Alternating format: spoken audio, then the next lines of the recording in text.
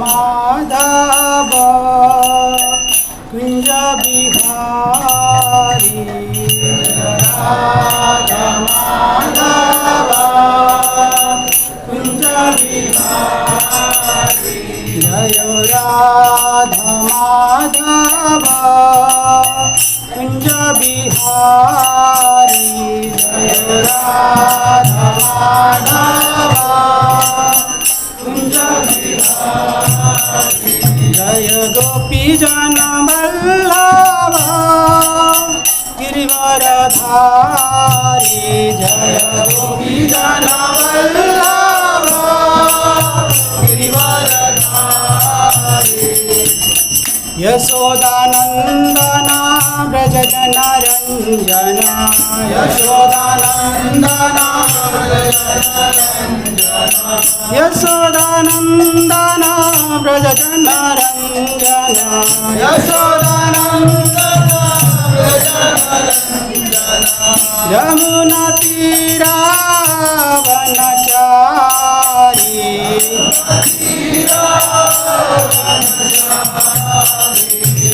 राधा माधव कुंज बिहारी राधा माधव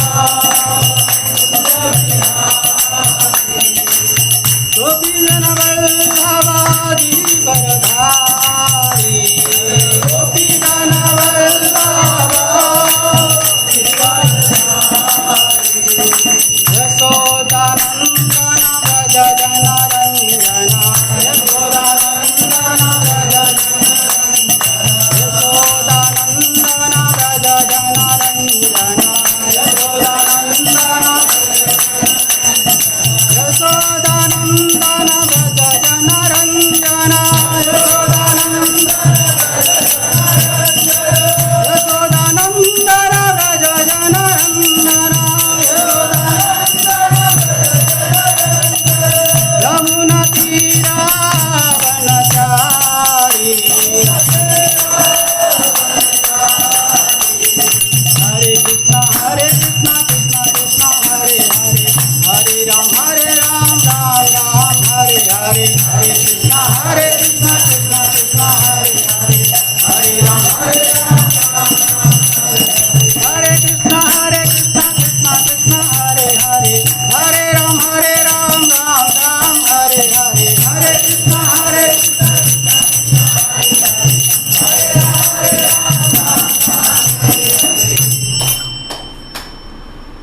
हरे कृष्ण। ओम नमो भगवते वासुदेवाय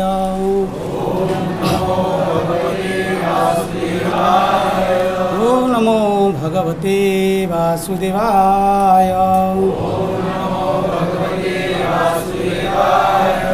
ओम नमो भगवते वासुदेवाय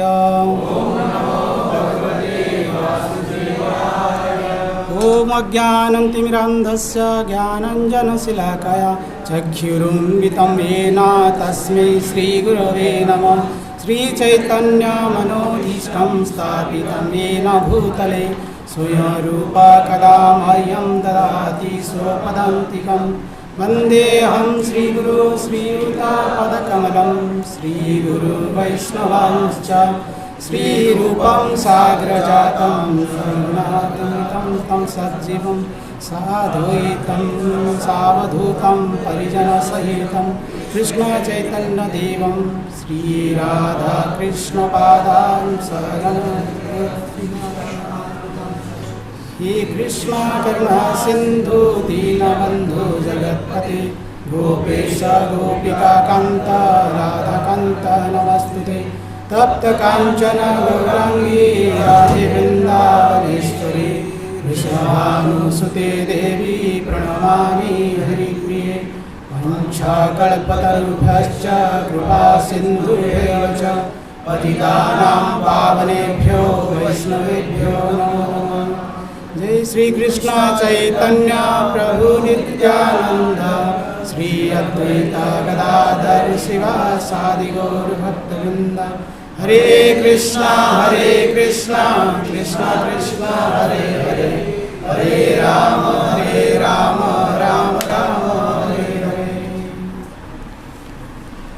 हरे कृष्णा। आज हम श्रीमद् भगवत का 10वां स्कंद प्रथम अध्याय का 20वां श्लोक पर चर्चा करेंगे। कृपया मेरा पीछे श्लोक को दोहराइए। तत्र गत्वा जगन्नाथं देवदेवं वृषाकपिं पुरुषं पुरुषसूक्तेन उपतस्थे समाहिता। तत्र गत्वा जगन्नाथं देवदेवं वृषाकपिं पुरुषसूक्तेन उपतस्थे समाहिता। तत्र गत्वा जगन्नाथं देवदेवं वृषाकपिं पुरुषं पुरुषसूक्तेन उपतस्थे समाहिता। हरे कृष्णा। एक्चुअली मेरा तो ये लायक नहीं हुए यहाँ बैठने के लिए, फिर भी मेरे को सेवा दी गई है, तो सभी वैष्णव को सादर प्रणाम करता हूँ और भगवान के बारे में दो शब्द बोलने के लिए इच्छा करूँगा। कृपा करिएगा कि मैं जो भी सेवा दी गई है, जितना समय दी गई है, सब यहाँ टिक जाऊँ, बोल लूँ कुछ। हरे कृष्ण। तो श्रीमद् भगवत को रसमालय कहा गया है। रसमालय मतलब हम इस प्रकार सब समझ सकते हैं कि रसमालय मतलब रस का घर, जहाँ पे सब रस, दुनिया में जितने रस है, प्रेम रस, साके रस, संबंध की रस, जो भी रस है वो सब एकत्र होते हैं। उसको हम एक घर बोलते हैं, जहाँ के शांति प्राप्त होता है। सब रस को आके शांति मिलता है। जैसे कि हम घर से बाहर जाते हैं, कुछ काम में जाते हैं, भले ही हम कुछ काम ना करें, घूमे फिरे, फिर भी हमको थकावट होता है। जब घर में आते हैं हम, तो हमको शांति लगता है कि हम आ गए घर में। एटलीस्ट कुछ भी काम ना करें, लेकिन फिर भी थकावट रहता है कि एक घर होता है सबका। जैसे चिड़िया सुबह उड़ जाता है अपना खाद्य संग्रह करने के लिए, जब शाम को आता है तो उनका घोंसला एक होता है, वो आता है, वहाँ पे वो शांति प्राप्त करता है। चाहे कितना समय वो सुविधा मिलता रहे, खाने के लिए मिलता है, सब कुछ मिलता है, फिर भी जब वो अपना घर आता है तो उनको एक सुकून सा महसूस होता है कि हाँ, मैं घर आ गया। तो इस प्रकार से जब दुनिया की जितने भी रस है, तो प्रेम रस को हो, संबंध रस को हो, या रसास्वादन को, जो भी रस है, जब ये भागवत की शरण में आते हैं, जब ये भागवत कथा में आते हैं, तभी ये पूर्णता को प्राप्ति होते हैं। जब तक भागवत की शरण में नहीं आए, जब तक भागवत कथा नहीं सुने, जिंदगी शायद अधूरा से रहेगा, पूर्णता को प्राप्त नहीं होगा। जैसे कि हम कह सकते हैं भगवान और भक्त की जो संबंध है, दुनिया की जितना भी संबंध है, जितना भी रस है, भगवान और भक्त का रस जो है, भगवान का भक्त का जो संबंध है, सबसे पूर्णता संबंध है, सबसे अच्छे संबंध है, सबसे उत्कृष्ट संबंध है। जो भगवान और भक्त के बीच में जो रस है, भगवान का भक्त के बीच में जो संबंध है, शायद हम माता पिता या भाई बंदी साथ समेत जो भी जिसके साथ भी रखे हैं, इतना संपूर्ण नहीं है जो भगवान के साथ हम संबंध रखते हैं। तो व्यक्ति कहते हैं कि मैं पीएचडी कर लिया या रिसर्च कर लिया या इस क्षेत्र में अग्रगति कर ली, कितना भी अग्रगति कर ले, कितना भी आप आगे चले जाए, जब तक भगवान के बारे में आप नहीं जानते हैं, भगवान के बारे में आप सुनने की इच्छुक नहीं रहते हैं, तब तक आपका जो सब ज्ञान लिए हैं, जो भी भौतिक ज्ञान लिए हैं, वो सब व्यर्थ है। ये भागवत में वर्णन होता है। जब तक आप भगवत की शरण में भगवान के बारे में नहीं जान लेते हैं, भगवान को नहीं जान लेते हैं, भगवान की कथाएं के बारे में नहीं जानते हैं, आप तब तक ये जो मटेरियल नॉलेज हम लेते हैं कुछ दिन के लिए, शायद ये जन्म के लिए, अगले जन्म में तो फिर से ABCD है, लेकिन तब तक ये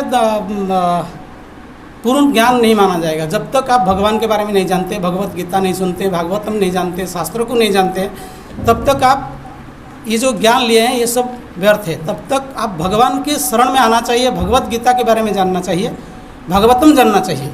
ये सबसे उत्कृष्ट ज्ञान है। तो आज हम ये श्लोक से आपको मालूम पड़ गया होगा कि हम जगन्नाथ जी के बारे में थोड़ा चर्चा करने के लिए जाएंगे। तो हम जैसे सब जानते हैं, भगवान जगन्नाथ ही स्वयं कृष्ण है। भगवान जगन्नाथ का दूसरा रूप है श्री कृष्ण, या श्री कृष्ण का दूसरा रूप है जगन्नाथ। भगवान श्री कृष्ण और जगन्नाथ के बीच में कोई अंतर नहीं है, सिर्फ अलग अलग अवतार में आए हैं। तो जैसे जगन्नाथ जी के बारे में बहुत पुराण शास्त्र या विभिन्न ग्रंथ में उल्लेख है कि जगन्नाथ जी है, या जगन्नाथ के बारे लीला के बारे में जो भी विस्तृत रूप से समझाया गया है। फिर भी हमारा ग्रंथराज भागवतम में भी कई बार भगवान जगन्नाथ जी का महिमा या उनका स्पेसिफिक उनका नाम लेके जिक्र किया गया है भागवत में।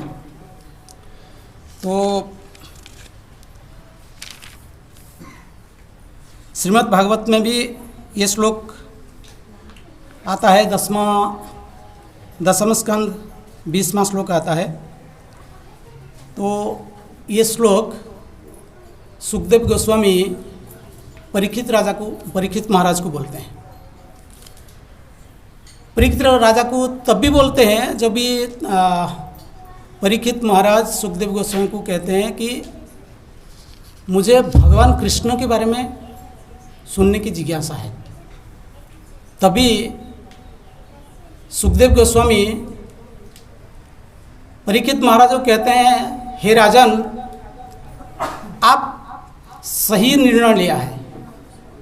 जब कोई भगवान के बारे में सुनने की जिज्ञासा रखता है, जब कोई भगवत कथा के बारे में सुनने की जिज्ञासा रखता है, भगवत कथा सुनने की इच्छुक रहता है, तब भी उनका जो मति है, बुद्धि है, सही जगह में लगा करके मालूम होना चाहिए। आप सही जगह में आए हैं, सही प्रश्न पूछे हैं, भगवान के बारे में सुनने की इच्छा करते हैं, तो मैं आपको भगवान के बारे में सुनाऊंगा।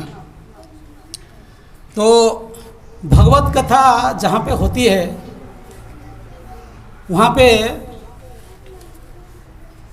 3 लोग पवित्र होते हैं। जैसे भी भगवत कथा चलता है, जैसे कि हम लोग बैठे हैं, यहाँ पे 3 लोग पवित्र होते हैं। जैसे कि भागवत में बताया गया है, जो बोलता है, वक्ता, जो भगवत कथा करता है वो शुद्ध होता है, और जो भगवत कथा सुनता है वो पवित्र होता है, और जो भगवत कथा के बारे में पूछता है, ये 3 लोग भगवत कथा सुनने में, ये 3 लोग पवित्र होते हैं। जैसे कैसे पवित्र होते हैं वो भी शास्त्रों में बताया गया है कि कैसे पवित्र होते हैं, कितना पवित्र होते हैं। तो भगवत में बताया गया है कि भगवान श्री कृष्ण की चरणों से गंगा निकली है, गंगा माता, वो जितना पवित्र है, ये भगवत कथा सुनने के बाद, ये भगवत कथा सुनने में ये जो 3 लोग जो कहते हैं, जो सुनते हैं और जो पूछते हैं, ये 3 लोग पवित्र होते हैं।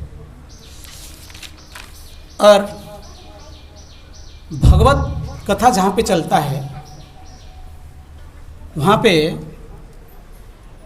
3 चीज़, नवदा भक्ति का 3 चीज़ एक साथ होता है। जैसे कि यहाँ भागवतम चलता है, ये भागवतम क्लास में के दौरान 3 चीज़, नवदा भक्ति का 3 चीज़ एक साथ होता है।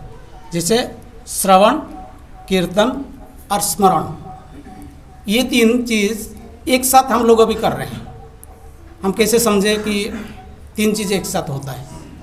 श्रवण बोले तो जो भक्त पहली बार आए हैं और भगवत कथा सुनते हैं, वो सिर्फ श्रवण करते हैं, भगवान के बारे में जानते हैं, पहली बार सुनते हैं या जानते हैं भगवान के बारे में, वो श्रवण करते हैं। और कीर्तन कौन करता है? जो भगवान का नाम लेता है, जो भगवतम बोलता है या जो भगवत चर्चा करता है, वो कीर्तन करता है। आप देखे होंगे बहुत सारे आचार्य बीच बीच में प्रवचन करते समय भी कीर्तन करते रहते हैं। तो जो वक्ता है वो कीर्तन करता है। तो ये 2 चीज़ हो गया। तीसरा स्मरण कौन करता है?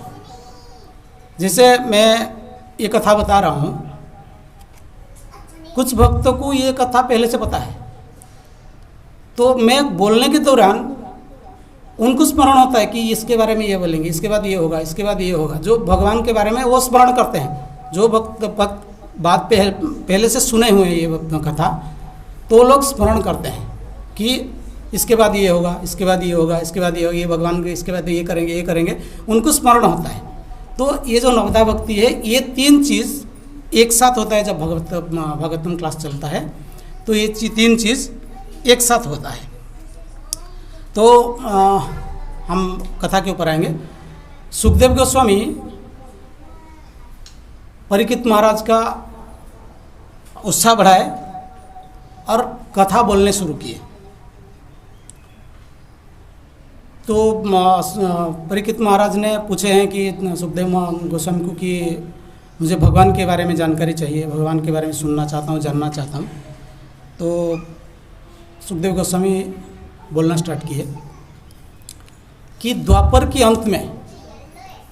युग के अंत में जैसे कली की प्रारंभ है, तो जितना राजा महाराजा थे, कली के प्रभाव में वो कलुषित हो गए, बुरी संगत में आके बहुत कुछ पाप कर्म किए। जैसे साधुओं का साधना भंग करना, ऋषि मुनियों का साधना भंग करना, गोहत्या करना, जो भी है पाप वो करने लगे। बुरी संगत में आके पाप करने लगे, हिंसा करने लगे। तो क्या हुआ, धरती माता के ऊपर पाप की भार बढ़ गया। जैसे जैसे कली का प्रभाव हुआ, हम देखते हैं पाप की भार बढ़ते जा रहा है। हर कोई भगवान से विमुख होके जा रहे हैं। तो पाप की जो प्रवृत्ति है वो बढ़ गया, पाप की भार बढ़ गया। ऐसे तो धरती माता सब कुछ भार सहन करते हैं, लेकिन जब उनके ऊपर पाप की भार आया तो सहन नहीं कर पाए। तो धरती माता ब्रह्मा जी के पास गए। ब्रह्मा जी के पास कैसे गए? गाय की रूप लेके रोते हुए ब्रह्मा जी के पास जा पहुँचे। तो धरती माता ब्रह्मा जी को सब अपना दुख के बारे में बताया कि ऐसे ऐसे हो रहा है, ये मेरे से सहन नहीं हो रहा है, कृपया मेरा सहायता कीजिए। तो ब्रह्मा जी सब कुछ सुने, बाद में बोले, देखिए देवी, मैं तो आपका सहायता कर सकता था, लेकिन ये जो विपत्ति आपके ऊपर आई है बहुत बड़ा है। ये मेरा बस की बात नहीं कि मैं ये आपका जो दुख है दूर कर सकूं। तो मैं आपको एक ऐसे आदमी के पास लेके चलूँगा जो आपका दुख वो निवारण कर सकते हैं। तो धरती माता बोले ठीक है, चलिए। तो ब्रह्मा जी बोलते हैं, देखिए मैं जिसके पास आपको लेके जाऊंगा, उनको प्रसन्न करने के लिए कीर्तन की ज़रूरत है, भगवान नाम की ज़रूरत है। जब भगवान का नाम जप करेंगे, संग में आकर हम कीर्तन करेंगे, तभी भगवान प्रसन्न होंगे। तो ब्रह्मा जी ने सभी देव देवता, इंद्र, चंद्र, वरुण, कुबेर, जो भी सब लोग को बुलाए और धरती माता के साथ ब्रह्मा जी के पास पहुँचे। ब्रह्मा जी उन सबको लेके क्षीर सागर की तट पर गए। तो ये जो श्लोक है इसी संदर्भ में इधर आता है। तो परीक्षित महाराज पूछते हैं कि धरती माता और सब देवा देवी को लेके ब्रह्मा जी कहाँ जाते हैं। तो तभी ये श्लोक आता है कि तत्र गत्वा जगन्नाथम देव देवम वृषा कपिम पुरुषम पुरुष सुक्तेन उपदिस्ते समाहिता। तो ब्रह्मा जी ने क्षीर सागर के तट पर जाके सभी देवादेव मिलके भगवान की पुरुष सुक्तेन, ये जो पुरुष सुक्तेन है ये एक वैदिक मंत्र है, इसके द्वारा भगवान की स्तुति करने लगे। भगवान जगन्नाथ जी का सर ये इससे पहले कि मैं कुछ बताऊं तो ब्रह्मा जी ने बोले कि जो जगत की नाथ है मैं उनके पास आपको ले चलूँगा, और ये जो जगन्नाथ जी है ये प्रसन्न तभी होंगे जब हम कीर्तन करेंगे। तो ये क्षीर सागर के तट पर जाके भगवान की स्तुति करने लगे। फिर भी शास्त्र में ऐसे वर्णन आता है कि स्तुति करने पर भी भगवान प्रसन्न नहीं हुए।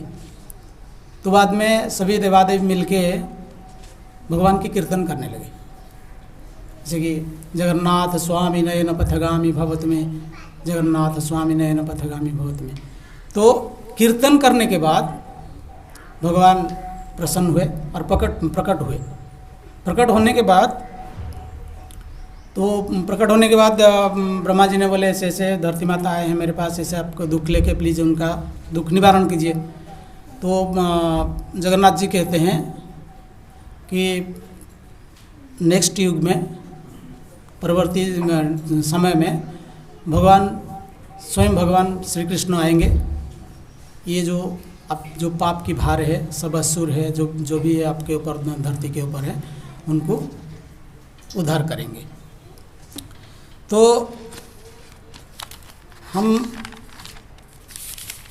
जगन्नाथ जी के बारे में चर्चा कर रहे हैं। जब इसका मतलब क्या हुआ, जब देवादेवी के ऊपर विपत्ति आई तो कहाँ गए? जगन्नाथ जी के पास गए, भगवान श्री कृष्ण के पास गए अपना दुखों की निवारण के लिए। तो जब मनुष्य के ऊपर आता है तो मनुष्य देवादेवी के पास जाते हैं अपना दुख की निवारण के लिए। क्यों ना हम देवादेवी के जाने के बदले हम डायरेक्ट भगवान के पास जाएं, भगवान श्री कृष्ण, भगवान जगन्नाथ के पास जाए और अपना दुख निवारण करें। तो इस प्रकार से जगन्नाथ जी का महिमा गुणगान भागवत में वर्णन किया गया है। तो जीव का स्वभाव है सेवा करना, जीव का स्वभाव है सेवा करना। किसी न किसी सेवा में निवृत्त रहते ही हम सभी भी, पति की सेवा, पत्नी की सेवा, बीवी की सेवा या बच्चों की सेवा, किसी की सेवा में हम संलग्न हैं। तो भक्त भी बोलेंगे हम भी तो भगवान की सेवा कर रहे हैं, भगवान की सेवा कर रहे हैं। लेकिन जब हम दुनिया की सेवा करते हैं, बच्चों की, पत्नी की, पति की, पापा की, सबकी, जिसकी भी कर रहे हैं, दुनिया की सेवा कर रहे हैं, तो ये सेवा का आनंद है, सेवा में आनंद है, इसलिए आप व्यक्ति सेवा करता है। सेवा की जो आनंद है, इस दुनिया की सेवा, जो मेटेरियली सेवा हम करते हैं, दुनिया की सेवा में जो सुख है वो सिर्फ जल की बूंद जैसा है, जल की बिंदु जितना है उतना सुख है, ये मेटेरियल सुख है हमारा। लेकिन अगर हम भगवान जगन्नाथ की सेवा करेंगे, भगवान श्री कृष्ण की सेवा करेंगे, तो ये जो सुख है बिंदु नहीं, सिंधु की जगह में होता है। जैसे समुंदर है, समुंदर में जितना पानी है इतना सुख मिलता है। जब भगवान के बारे में, भगवान का गुणगान करते हैं, हम भगवान के बारे में सुनते हैं, भगवान का सेवा करते हैं, तो सिंधु जैसे सुख मिलता है। भगवान कहते हैं मेरे पास आओ, जो कुछ चाहिए मैं सब आपको दूंगा। तो इस प्रकार से सेवा के बारे में आया तो मैं थोड़ा और चर्चा करना चाहूँगा। जगन्नाथपुरी में जब जगन्नाथ मंदिर का पहला ध्वजा लहरा गया तो ब्रह्मा जी के द्वारा लहराया गया पहली ध्वजा, और नारद और ब्रह्मा जी मिलके भगवान जी का विधि विधान, सेवा का विधि विधान कैसे होगा वो लोग चार्ट बनाए। एक्चुअली 110 प्रकार की सेवा है इसके हिसाब से, मतलब जब ब्रह्मा और नारद जी ने विधि विधान बनाए 110 प्रकार की है, लेकिन आज वो सेवा बढ़ के हज़ारों प्रकार की हो गया है। एक सेवा के लिए हज़ारों भक्त लगे रहते हैं, और जो भी है ये करते हैं। तो सेवा की बात आया तो इसमें से एक सेवा है गीत गोविंद। तो हम आज जो भगवान जगन्नाथ जी का बहुत प्रिय है, हम गीत गोविंद के बारे में थोड़ा चर्चा करेंगे। गीत गोविंद जो स्तोत्र है ये कई कविता का समाहार है, एक गीत नहीं है, ये कई कविता का समाहार है। इसका रचयिता है कवि जयदेव गोस्वामी।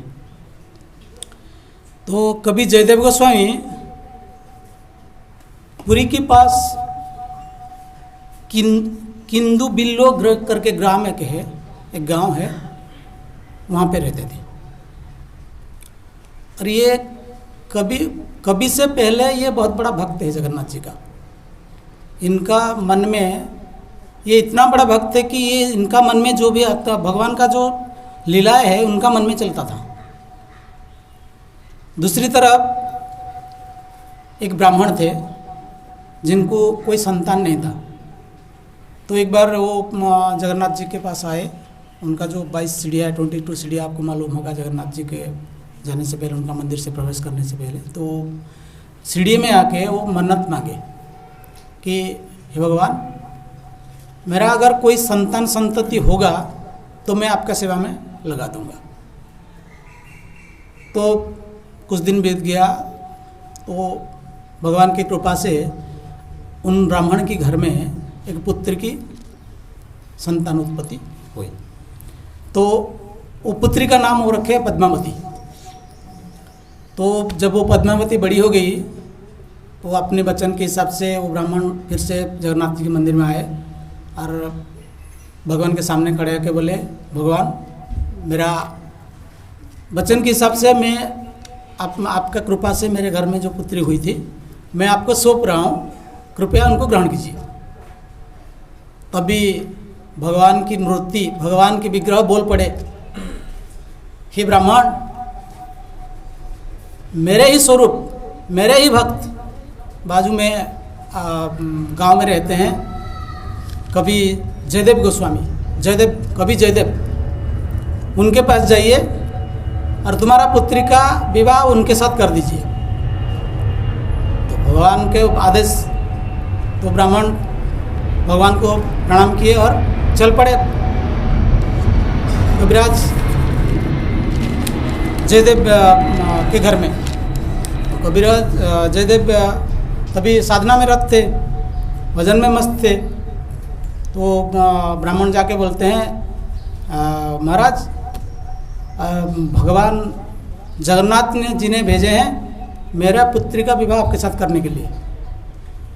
तो जयदेव गोस्वामी बोले, ये कैसे हो सकता है? मैं तो ना मेरा कोई साधन है, ना मैं आपका पुत्री को रखने के लिए मेरे पास जगह है, कुछ नहीं। आप ऐसे कैसे बोलते हैं कि आप मेरे बच्ची को शादी कीजिए? तो वो बोले, आप जगन्नाथ की भक्त है, जगन्नाथ जी ने भेजे हैं मेरे को, आप शादी कीजिए मेरे पुत्री से। वो बोले, एक काम करो, भगवान जी को बोलो, उनको 1000 उनके पास है पत्नियां, वो संभाल सकते हैं, लेकिन हमको एक भी पहाड़ जैसा है, हम इसको नहीं ले सकते हैं। तो ब्राह्मण जी बोले, ऐसा कैसा है? मेरे को भगवान जी ने बोले हैं मेरा पुत्री इधर रुकी, मैं चला। तो उनका पुत्री को उधर छोड़ के वो चले गए। तो जयदेव ने पद्मावती के पास आए, बोले मेरा हालत तो देखो, झोपड़ी है, खाने की नहीं है, मैं आपको बोल रहा हूँ आप मेरे पास रहने के लिए बोलते, मैं आपको कैसे रोकूं? तो तभी पद्मावती ने बोलते हैं आप जगन्नाथ जी का भक्त हैं, अगर आपका सेवा मुझे मिल गया तो मैं आपका रुखी सूखी रोटी भी खा लूँगा, आपका झोपड़ी में भी रो लूँगा, मुझे कोई प्रॉब्लम नहीं है। तो ऐसे इतना जैसे बोल दिए तो जयदेव गोस्वामी ठीक है, भगवान की इच्छा जो है, तो जयदेव गोस्वामी के साथ उनका शादी हो गई। शादी होने के बाद मैं बताया था कि ये जो जयदेव गोस्वामी है वो बहुत बड़े भक्त थे। वो भगवान जी का जो लीलाएँ हैं वो अपना मन में चलता था। जैसे कि लीलाएँ चलता है तो वो लिखते रहते हैं, जो मन में आता है भगवान ये कर रहे हैं, ये लीला होगा, तो वो लिखते रहते हैं। तो जयदेव गोस्वामी का मन में ऐसा आया कि भगवान श्री कृष्ण ने राधे के पास गए, श्री राधे के पास गए और उनका चरणों के पास बैठ गए और बोले, हे राधे, आपका चरण मेरा मस्तक पे रखिए और मेरा मस्तक की शोभा बढ़ाइए। ये जयदेव गोस्वामी के मन में चला। तो जयदेव गोस्वामी जो भी भगवान की लीला चलता था तो लिखते थे। तो ये क्या किए, वो श्लोक लिख दिए। तो लिखने के बाद उनको स्मरण आया कि ये कैसे हो सकता है, भगवान का अंतरंग संगति तो है राधिका, वो कैसे उनका चरण में मस्तक पे चरण रखेंगे, उसका मस्तक का शोभा बढ़ाएंगे, नहीं, ये गलत है।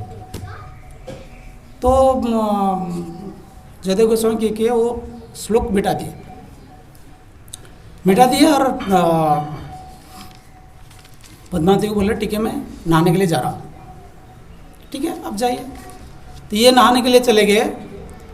तो भगवान तो सब अंतर्यामी है, तो भगवान बोले ये जो जयदेव गोस्वामी लिख रहा था ये तो सही है इनका मन, लेकिन अपना एक ह्यूमिलिटी की इसमें से मतलब व्यक्तिगत इसके से वो जाके बोले कि नहीं ये सही नहीं है, लेकिन एक्चुअली ये सही है। तो भगवान क्या किए, जयदेव गोस्वामी का रूप लिए और जयदेव गोस्वामी के घर में आए। आके बोले, पद्मावती देवी जी मेरे को प्रसाद दीजिए। तो प्रसाद दिए, प्रसाद खाए और बोले कि गीत गोविंद थोड़ा लेके आइए, जो मेरा बुक में लिख रहा था वो लेके आइए थोड़ा। तो ये क्या किए, वो भगवान स्वयं वो जो गीत गोविंद लिख रहे थे वो बुक में ये जो जयदेव गोस्वामी मिटा दिए थे श्लोक, वो श्लोक खुद अपना हाथ में लिख दिए। वो श्लोक था क्या है, स्मर गरल खंडनम मम सरसी मंडनम देहि पाद पल्ल मुदारम। ये जो श्लोक है जयदेव गोस्वामी ने मिटा दिए थे। तो भगवान स्वयं ये श्लोक फिर से लिख दिए और चले गए। तो कुछ देर बाद जो ओरिजिनल जयदेव गोस्वामी वो आए तो देखे कि जैसे कि हम हमारा वैदिक इसमें देखेंगे, जो पति खाने के बाद, प्रसाद लेने के बाद अपना उच्चिष्ट के साथ जो भी है लेते हैं। तो जब जयदेव गोस्वामी आए देखे कि पद्मावती ने प्रसाद खा रहे, तो ये वो जयदेव गोस्वामी ऐसे कैसे हो सकता है, मैं अब तक तो पद्मावती कुछ ऐसे कैसे हुआ ना, क्या हुआ, मैं खाया नहीं, अब तक मैं देखा है कि आप मैं खाने के बाद यह प्रसाद लेते हैं, लेकिन आज मैं आने से पहले, नहाने के लिए मैं गया हूँ, आने से पहले आप प्रसाद खा रहे हैं। तो बोले क्या बोल रहे हैं आप, अभी तो खा के गए आप। नहीं मैं तो आया नहीं, अभी आप खा के गए, वो गीत गोविंद लाए, कुछ लिखे, उसमें चले गए। तभी जयदेव गोस्वामी को होश आया, ये जो आया था मेरा रूप लेके यार, वो ये और कोई नहीं है, स्वयं जगन्नाथ है, ये स्वयं कृष्ण है। तो पद्मावती को बोले जो जिसमें लिखे थे जल्दी लेके आओ। तो जब देखे वो जो श्लोक मिटा दिए थे वो श्लोक लिखा हुआ है।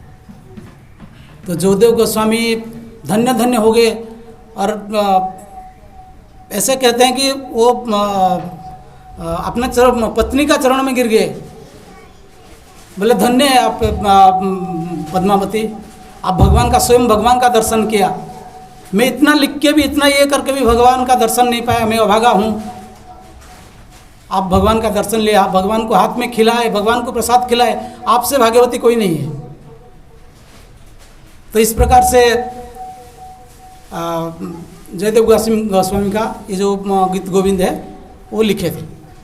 और गीत गोविंद जो है इतना प्रिय है भगवान को, जगन्नाथ जी को इतना प्रिय है, इतना प्रिय है, जब तक वो नहीं सुनते हैं ना उनको नींद नहीं आता है।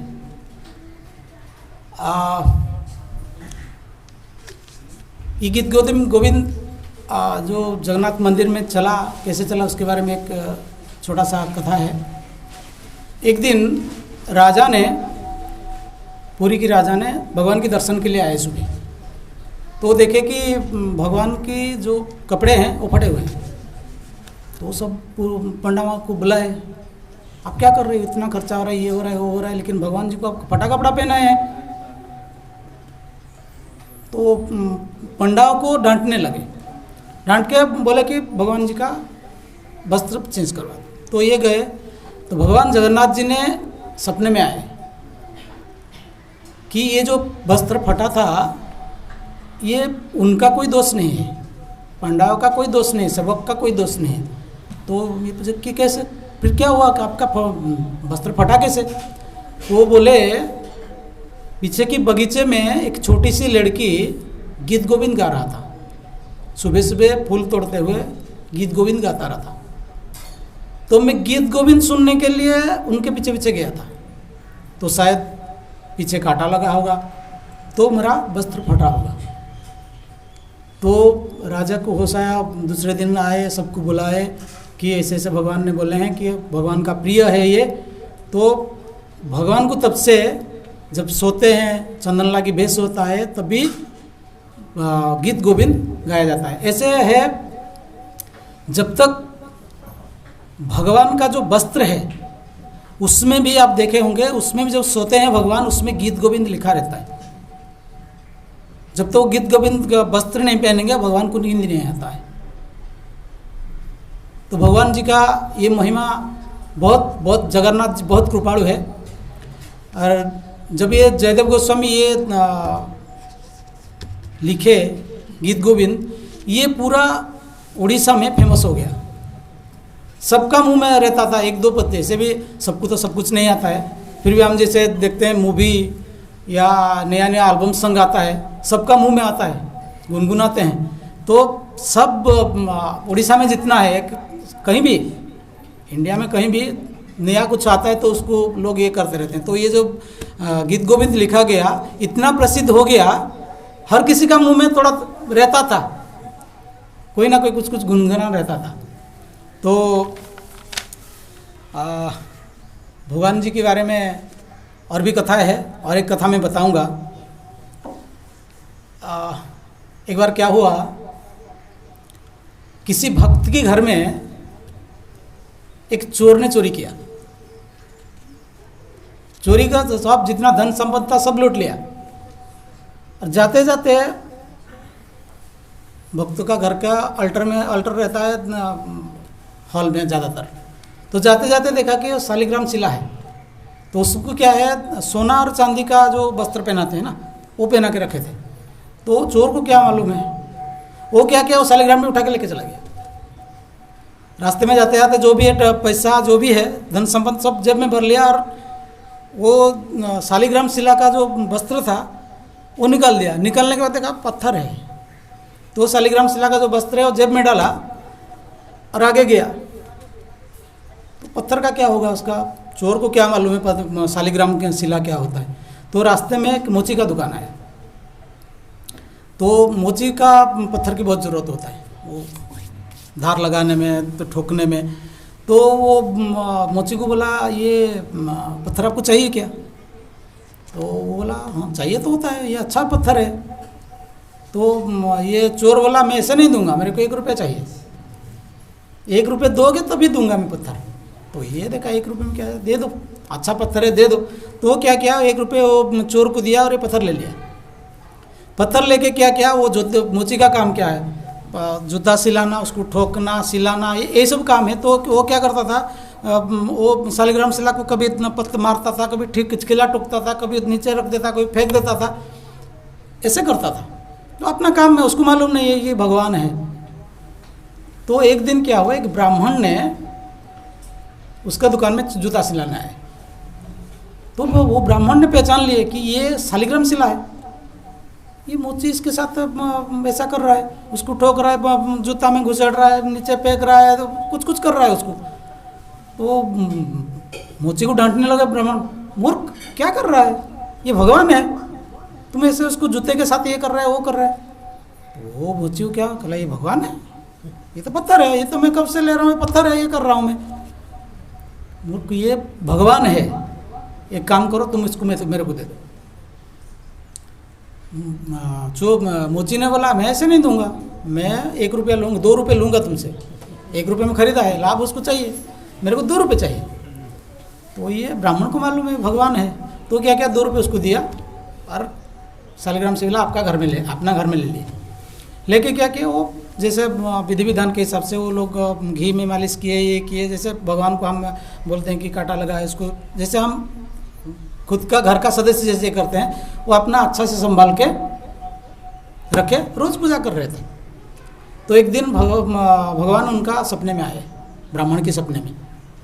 बोले ब्राह्मण जी, मैं आपका सेवा में संतुष्ट हूँ, आप वर मांगिए। तो ब्राह्मण जी बोला संतुष्ट कैसे नहीं होंगे, वो आपको मार रहा था, पीट रहा था, मैं ला के आपको अच्छा से रखा हूँ, संतुष्ट कैसे नहीं होंगे आप। तो बोले ठीक है आप वर मांगिए। तो बोले वर कुछ नहीं चाहिए प्रभु जी, मेरा जो भी है चल रहा है ठीक चल रहा है। तो भगवान ने बोले मेरे को एक बात मांगना है आपसे। बोले भगवान बोलिए क्या चाहिए आपको, इतना दिन सेवा कर रहा हूँ और सेवा कर लेंगे। तो भगवान ने बोले एक काम करो, मेरे को आप वो मुच्ची के पास लेके छोड़ के आओ।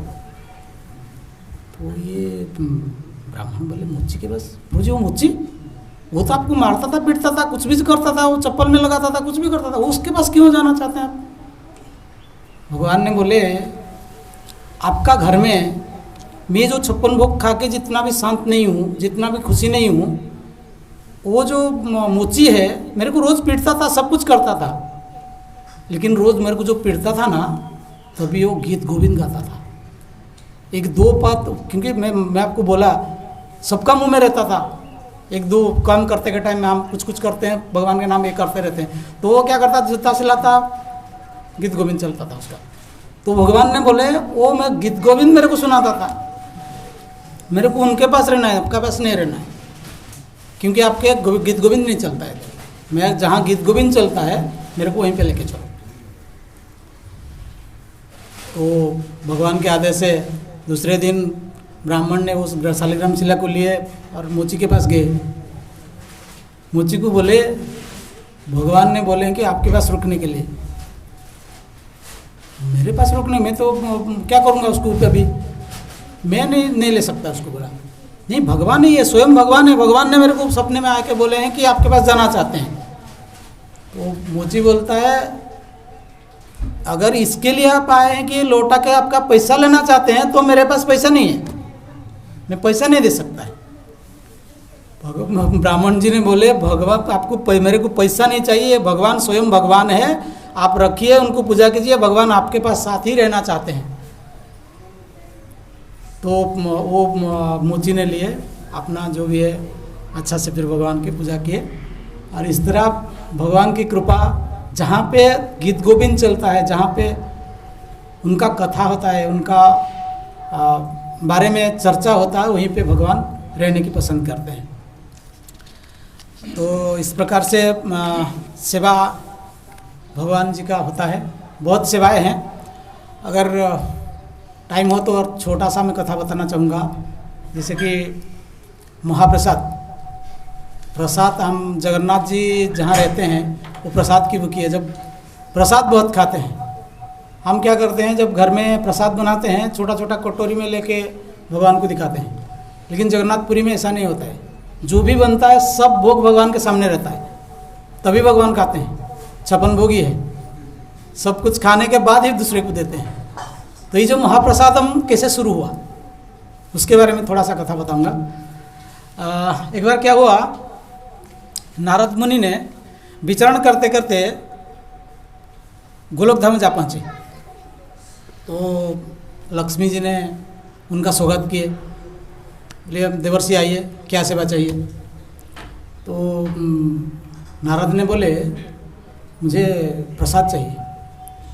प्रसाद चाहिए? प्रसाद नहीं मिलेगा, प्रसाद यहाँ नहीं मिलता है, प्रसाद नहीं मिलता। नहीं नहीं, मेरे को प्रसाद चाहिए। और कुछ चाहिए तो बोलो। नहीं नहीं, मेरे को प्रसाद ही चाहिए बोले। नारद जी बोले मेरे को प्रसाद ही चाहिए। नहीं, देखिए भगवान का स्ट्रिक्टली ये है, जो सेवक है उनको ही मिलता है प्रसाद, दूसरे किसी को नहीं मिलता। आप जाइए यहाँ से। तो नारद जी ने बोले और कुछ नहीं चाहिए मेरे को, आप मेरे को सेवा करना है तो मेरे को प्रसाद ही दीजिए, मेरे को कुछ नहीं चाहिए। तो लक्ष्मी जी बोले ठीक है, अगर आपको प्रसाद खाना है तो आपको स्त्री बनना पड़ेगा, स्त्री के रूप लेना पड़ेगा आपको। तो नारद जी बोले आप कुछ भी बनाइए, मेरे को प्रसाद दीजिए, भगवान का उस चीज़ मेरे को चाहिए। तो नारद जी ने स्त्री का रूप ले लिया। स्त्री का रूप लेके, हालांकि भगवान को सब पता है, ऐसे नहीं कि पता नहीं है, सब भगवान की लीला है। तो नारद जी स्त्री बन गए और भगवान जैसे खा के जाते थे तो लक्ष्मी बोलते थे और वो झूठन भगवान का प्रसाद खाते थे। कुछ दिन खाने के बाद तो लक्ष्मी जी ने बोले बहुत दिन हो गया आप आके प्रसाद खा के, अभी चलिए आप यहाँ से। तो माता लक्ष्मी का आदेश है, तो बोले ठीक है आज चला जाऊँगा मैं। तो जाते जाते भगवान का मील जो है, लास्ट मील भगवान को खिला के जो भी झूठन है खाते खाते निकल पड़े, गोलोक धाम से निकल पड़े हो। तो खाते खाते क्या किया, खाते खाते जैसे प्रसाद खाते हम ना, शरीर में एक रोमांच आता है, अलग सा फीलिंग होता है। तो नारद जी ने वहाँ से निकल पड़े, अपना झूठा खाते खाते, गाना गाते गाते, भगवान का नाम स्मरण करते करते वहाँ पहुँचे। कहाँ पे? कैलाश में। कैलाश में भगवान शिव जी हैं। तो ये बहुत प्रसन्न है। तो शिव जी ने पूछे क्या हुआ नारद जी, आज बहुत खुश नज़र आ रहे हैं। तो नारद जी बोले कैसे खुश नहीं होऊंगा, मैं भगवान का प्रसाद खाया, आज उचिष्ट खाया भगवान का। तो शिव जी ने बोले आप बड़ा स्वार्थी हो, यहाँ पे आए तो मेरे लिए लाना था ना, क्यों नहीं लाए? तो बोले प्रभु जी मैं लाया था आपके लिए, लेकिन आते आते खाते खाते आपका जो प्रसाद था वो भी मैं खा लिया। ऐसे कैसे हो सकता है, थोड़ा तो लाना चाहिए था ना। तो नारद जी ने बोले एक मिनट रुकिए, मैं जब खाया हूँ तो हाथ नहीं धोया मैं, तो शायद कुछ लगा हो। तो हाथ देखे तो एक कण लगा था उनका, अर्ण का कण था। तो वो कण क्या किए, शिव जी को दिए। शिव जी ने जैसे खाए उनका तांडव शुरू हो गया, वो नाचने लगे। आपको पता है जब शिव तांडव करते हैं तो उनका होश ही नहीं रहता है। तो नारद जी और शिव जी मिलकर नाच रहे हैं, गा रहे हैं, कूद रहे हैं। इतने में पार्वती माता है, तो देखे दोनों नाच रहे गा रहे, क्या क्या चल क्या रहा है इधर, इतना खुश क्यों है। तो नारद को पूछे क्या हो रहा है, क्यों इतना नाच क्यों रहे हो आप लोग। तो नारद जी बोले हम दोनों आज भगवान का प्रसाद खाए हैं इसीलिए नाच रहे हैं। तो ये पार्वती माता पूछ रहे हैं किसको, नारद को, लेकिन शिव जी तो नाच रहे हैं। तो इतने में ये बोले कि पार्वती माता बोले कि मेरे लिए नहीं लाया, मेरा पति को दे दिया, मेरा पति तो कम से कम मेरे को देना चाहिए था ना, मेरे को नहीं दिया। नारद जी क्या बोले, मैं तो लाया था, मैं आपका पति को दिया, वो नहीं दिया तो मैं क्या कर सकता हूँ। तो ये नारद, आप तो नारद के बारे में जानते हैं।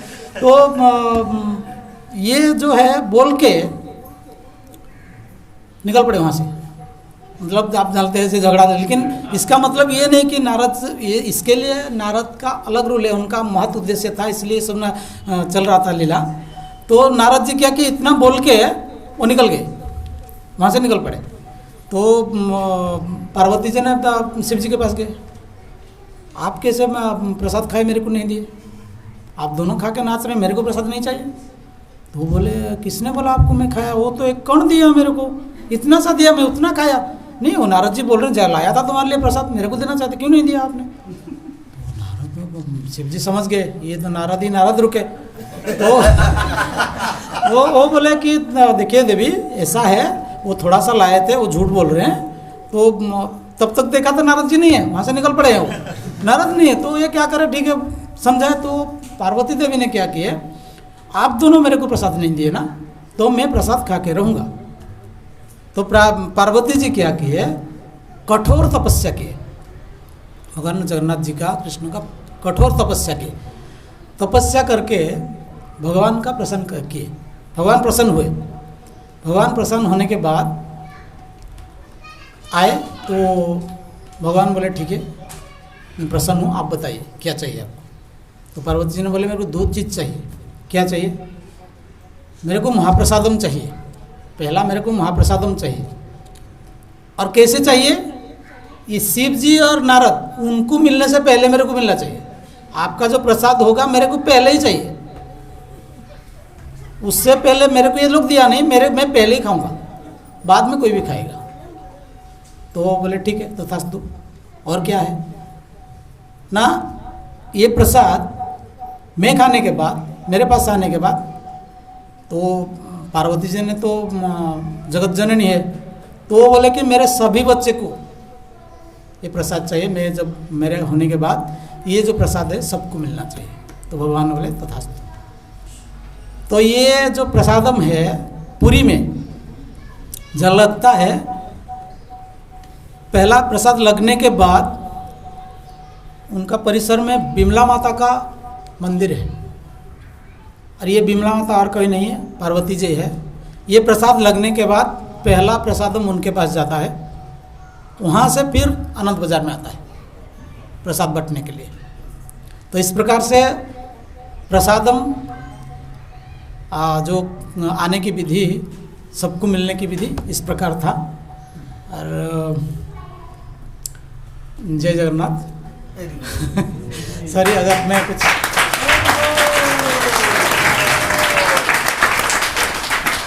गलत बोला हूँ तो क्षमा कीजिएगा, और कोई टिक्का टिप्पणी है तो प्रभु जी पीछे बैठे हैं। हरे कृष्णा।